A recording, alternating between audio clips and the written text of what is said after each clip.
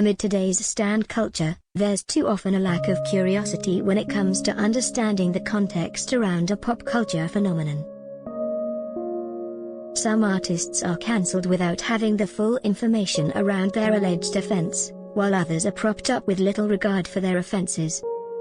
It wasn't much different years ago. For Sinead O'Connor, the singer-songwriter who became an icon in the early 90s. It was a relentless pile-on by media, celebrities and fans alike after she had the audacity to criticize the Catholic Church and Pope John Paul II on live television. Some context that people dangerously disregarded at the time was that the Church had been enabling and perpetuating the abuse of children across the world, including in O'Connor's native Ireland. Also, O'Connor herself was a victim. And as she puts it so matter-of-factly in the stirring new documentary on her life and career, nothing compares. So was her mother and her mother and her mother and her mother. The cycle had thus far been endless. But many chose to look the other way and bolster a narrative that O'Connor was a traitor to her country, a she-devil and a crazy woman who was effectively trying to sabotage her own career, one that had catapulted her into the mainstream with the song Nothing Compares to You. In other words, she was a woman way ahead of her time who stepped out of line and defied one of the most powerful and cherished male figures in history.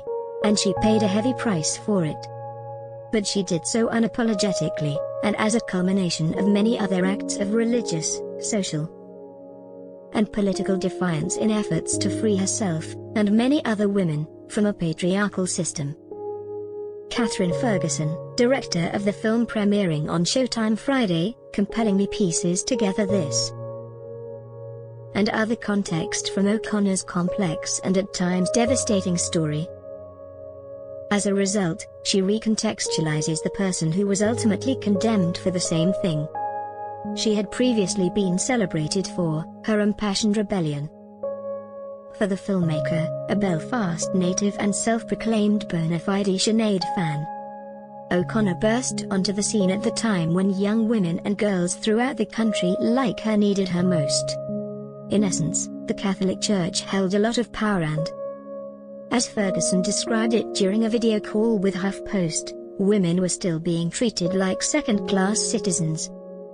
To have somebody like Sinead seemingly arrive from outer space, Ferguson continued, was such a tonic. I think as women, we just really needed her, and we needed her right then to appear as she did.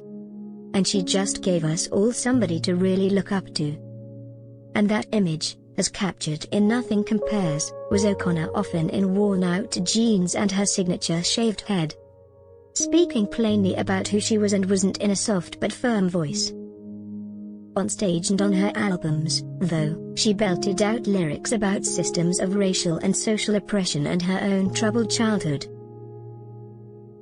And this was in the late 80s through the early 90s, throughout her first and second albums, The Lion and the Cobra and I Do Not Want What I Haven't Got, when she was between ages 21 and 27 years old from 1987 to 1993. Ferguson, who was only a teenager then, focuses on this tumultuous era in the singer's life in the film in order to contextualize it in extensive detail. She said a lot of the things that we didn't feel like we could say, the director said.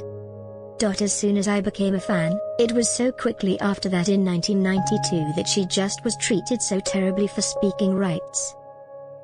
The backlash against her was so profound that it just was very demoralizing. Nothing Compares doesn't spend all its roughly 90-minute runtime rehashing the 1992 moment that simultaneously immortalized her and ended her career, ripping up a photo of John Paul II after a performance on Saturday Night Live. Rather, it tells the story of O'Connor's years-long experiences that led up to that moment. So much of what the film's about is the cause and effect, Ferguson explained. Why did she do what she did? To be able to look at what she did, we had to go right back to what the origins were in her childhood and in Ireland. So you really get a clear sense of why that happened. That's where Nothing Compares really soars. culling both archival interviews and footage as well as more recent conversations. With O'Connor and those who know her best, Ferguson tells the story of a woman who, despite everything, endured. She navigated the silly and consistent questions from journalists about her shaved head, an image she maintained so that, ironically, she wouldn't have to answer inane questions about her looks. O'Connor sang about experiencing abuse by her mother growing up and talks openly about being put in another abusive home with nuns for disobedience. These revelations make you wonder whether her biggest critics bothered to understand this. It should have come as no surprise when she destroyed a picture of the Pope. Going right back into history and speaking to first-hand witnesses, she was political when she was at school, Ferguson said. She was always the one to speak out and speak up. And that just began very young.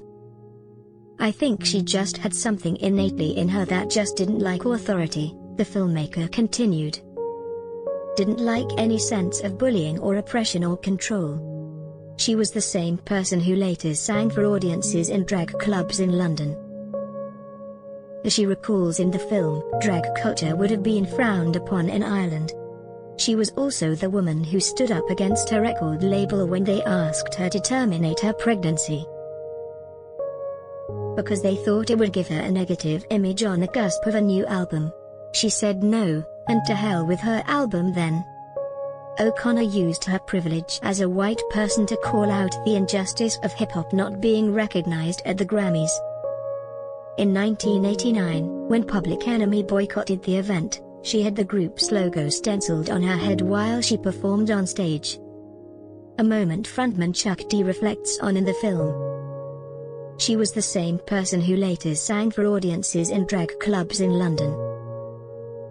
As she recalls in the film, drag culture would have been frowned upon in Ireland. She was also the woman who stood up against her record label when they asked her to terminate her pregnancy, because they thought it would give her a negative image on the cusp of a new album. She said no, and to hell with her album then. O'Connor used her privilege as a white person to call out the injustice of hip-hop not being recognized at the Grammys. In 1989, when Public Enemy boycotted the event, she had the group's logo stenciled on her head while she performed on stage. A moment frontman Chuck D reflects on in the film. Though many were shocked to see this from O'Connor, anyone like Ferguson, who had really been paying attention and didn't just see her as a pop star with a radio hit, wouldn't have batted an eye. I know and knew that she'd always stayed in total solidarity, Ferguson said. Well, with, I say, oppression everywhere, but particularly with black artists. Her song, which I don't think is as well known as it should be, Black Boys on Mopeds, is calling out police brutality in Britain in 1990. During that same Grammys performance, O'Connor had also tied a symbol of her son to her pants to celebrate her motherhood. There's also a clip of her in the documentary when she rightly corrects a male reporter for comparing her situation to the plight of a 15-year-old mother. O'Connor was a rich, young white adult who had a partner, John Reynolds. As she said, that's not the same as a teenager with no resources and support. All this said, Nothing Compares does a superb job of filling in some of the lost context around O'Connor that any longtime fan can appreciate. Additionally, Ferguson intentionally only using interviews on voiceover, including with O'Connor, helps put the focus back where it always should have been, O'Connor's words. We wanted you just to hear what she's saying as somebody that, it has felt like, has been so censored in a way, Ferguson said. We needed her to be able to project her version of events out through the film.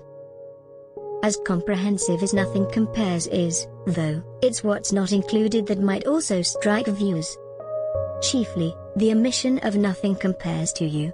Use of the 1990 song was denied by the estate of Prince, who wrote it, but the truncated version of the song name is still referenced in the documentary title.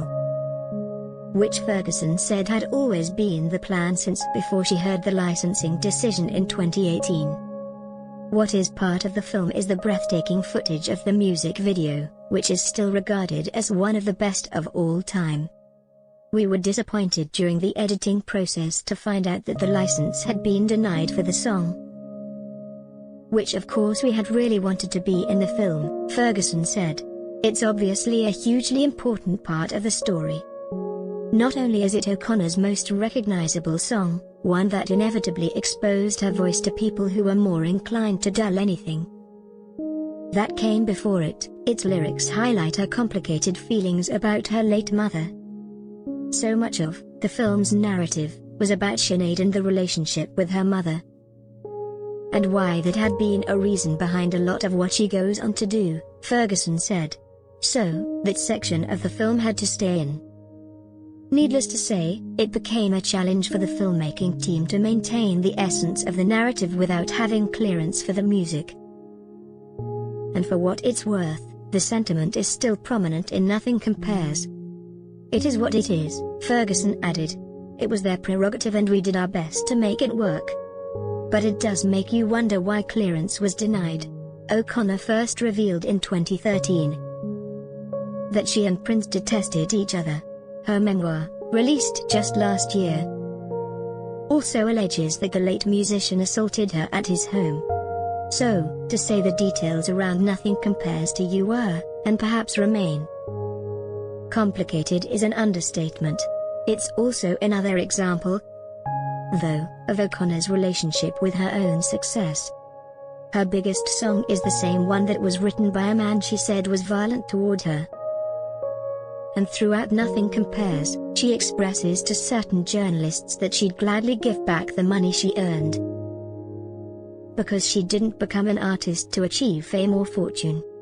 It's also hard not to link this feeling with the fact that one act of unapologetic rage on live television is also what imploded her career. What's also easy to forget is the fact that O'Connor was quite young, and clearly working through trauma at the time of the intense backlash leading up to and following her appearance on Saturday Night Live. And while she said and did a lot of admirable things, some that clearly baffled many, not everything she uttered showed her in the best light. For instance, if you peruse the internet long enough, you'll come across a bewildering 1992 interview O'Connor did with Rolling Stone, weeks after her Saturday Night Live performance, in which she expresses sympathy for Mike Tyson, because he, too, was an abused child. She even called the woman he raped a bitch.